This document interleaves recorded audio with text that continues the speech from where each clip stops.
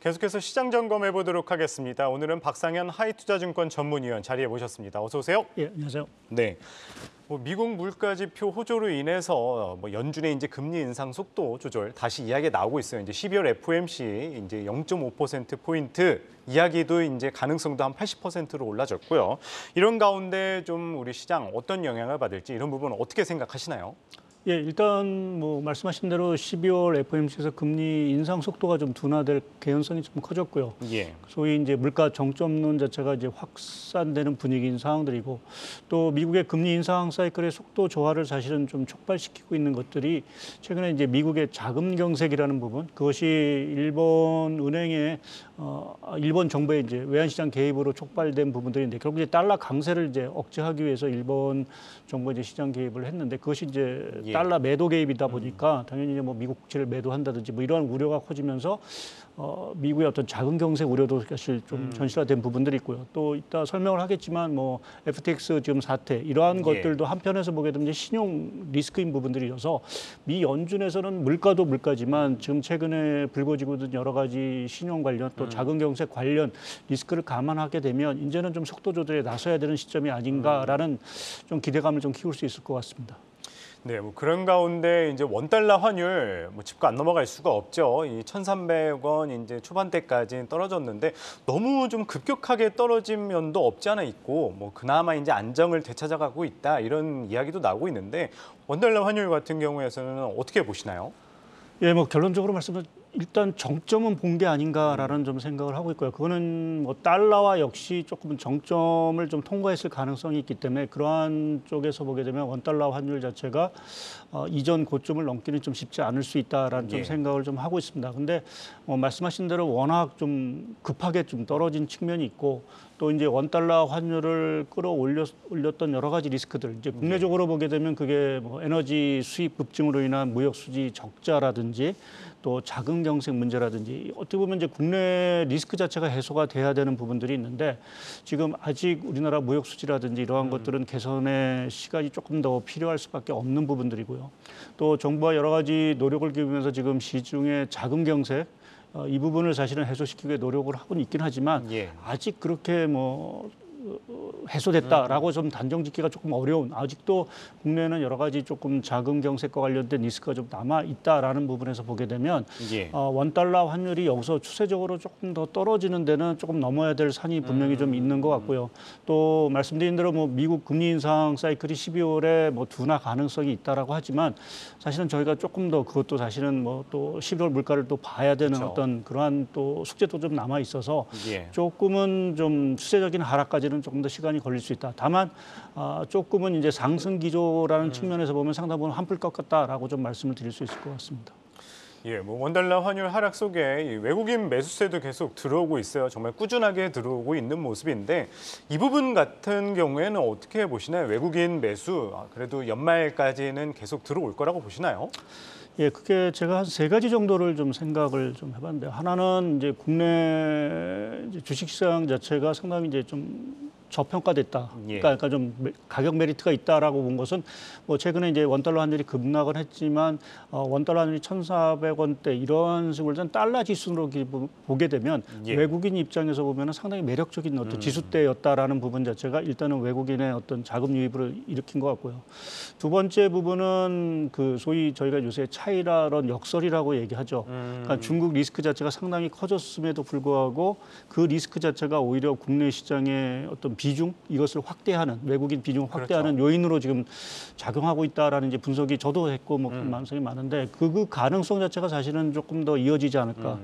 결국 미국의 지금 글로벌 공급망 새롭게 구축한다는 공급망에서 국내 산업들 뭐 일부 뭐 반도체라든지 2차 전지가 상당히 중추적인 역할을 결국은 할 것이기 때문에 그러한 측면에서 보게 되면 뭐 외국인 입장이 사실은 뭐 중국보다는 국내 비중을 높일 수 있고, 더구나 이제 우리와 경쟁 관계가 있는 대만의 경우는 이제 대만 리스크, 지정학적 리스크 자체가 새롭게 부각됐다라는 측면에서 보게 되면 외국인이 조금은 국내 주식을 선호할 수 있는 입장이 된 것 같고요.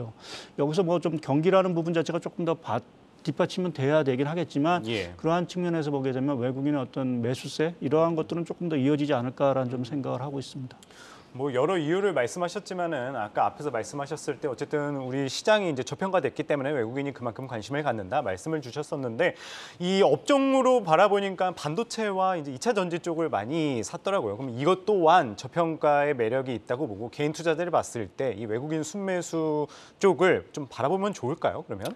근데 저평가 쪽은 어느 정도는 또 이제 해소가 됐다라고 봐야 약간은 좀 해소가 됐다고 보는 것들이 이제 말씀하신 대로 환율 자체가 워낙 급락을 했기 때문에 예. 그 부분에서 사실은 외국인의 투자 메리트 자체는 사실은 상당 부분 이제 희석화되는 이러한 상황들이기 때문에 어떠한 저평가의 매력 자체는 상당 부분 이제 좀 이전보다는 많이 좀 줄어들었다라고 좀 평가를 해야 될 것 같고요.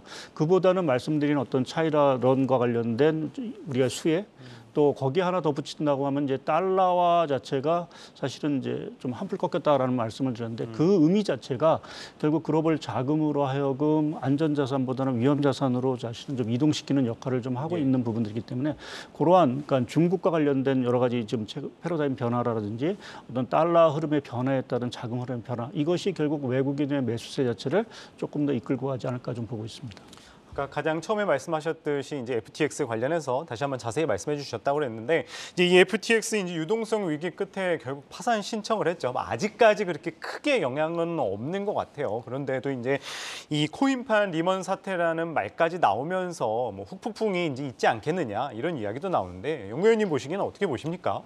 예, 일단은 좀 영향은 제한적일 거로 보고 있습니다. 뭐 지금 그래도 암호화폐 시장에 뭐 3위 정도의 순위의 어떤 거래소가 파산 신청을 냈기 때문에 저희가 그 충격 자체가 뭐 적다고는 할 수는 없는데 저희가 조금 비교를 해봐야 될 게 이제 가상화폐 시장 자체가 최근에 많이 이제 축소가 돼서 시가총액 규모 자체가 한 8,500억 달러 전 세계적으로 봤을 때 그 정도 사이즈입니다. 그러니까 미국 주식시장의 지금 시가총액이 40조 달러가 넘는다라고 얘기를 하니까 사실 사이즈 면에서 상당히 작고요.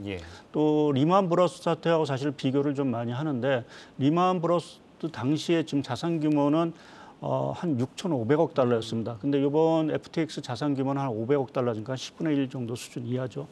거기에 가장 중요한 거는 사실 이제 리먼 브러스 사태는 뭐 어떤 금융기관의 파산이라는 어떤 충격도 있지만 그것이 주택 시장하고 그 금융기관의 어떻게 보면 연결고리 그것이 이제 리만 브러더스라든지 금융기관이 역할을 했기 때문에 어떻게 보면 이제 주택 시장의 리스크가 금융기관 시스템 리스크로 전이가 된 부분들이지만 이번 가상화폐 시장 같은 경우에는 사실은 그 연결고리가 금융 시스템으로의 연결고리가 사실은 그렇게 크지가 않습니다. 그래서 그러한 부분에서 보게 되면 좀 영향은 좀 제한적이지 않을까라는 쪽에 좀 생각을 하고 있는데 다만 우려가 되는 거는 이 파산이라는 건 결국 이제 신용 이벤트인 거고요.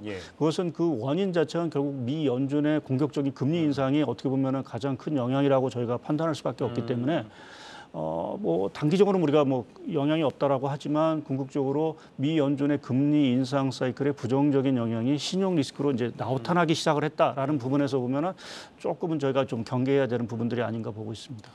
그래도 영향은 적지만 어느 정도 경계를 해야 된다 말씀을 주셨는데요. 이 우리 시장 쪽으로 한번 여쭤보도록 하겠습니다. 코스피 정말 이 한 달 사이에 정말 많이 올랐어요. 진짜 이제는 조금 차익 실현에 나서는 이제 상황이 오지 않았느냐 뭐 이런 이야기도 나오고 있는데 그 가운데 또 2,500선은 회복할 수 있다 이런 이야기도 나오고 있습니다. 어떻게 보시나요? 예, 뭐 연말까지 보게 되면 2,500선을 좀 넘어서지 않을까라는 쪽에 좀 저는 전망을 좀 하고 있고요. 아무래도 말씀드린 대로 수급적인 측면에서 여하튼 외국인이 좀 뒷받침되는 부분들이 좀 있고 또 12월에 저희가 뭐 뚜껑은 열어봐야 되긴 하겠지만 미 연준이 금리 인상 속도를 정말 조절한다라고 하면 상당 부분의 좀 불확실성 자체가 완화가 되는 어떤 분위기가 이어질 수 있고 또 최근에 뭐 설왕설래를 하고 있긴 하지만 중국이 제로 코로나 방역 정책을 완화한다라는 부분 자체도 조금은 이제 중국 리스크가 완화된다라는 측면에서 국내 주식시장에는 좀 우호적으로 좀 작용을 할 것 같습니다. 그래서 변동성은 좀 있긴 하겠지만 그래도 조금은 좀 상승 흐름 자체는 이어지지 않을까 좀 생각을 하고 있습니다.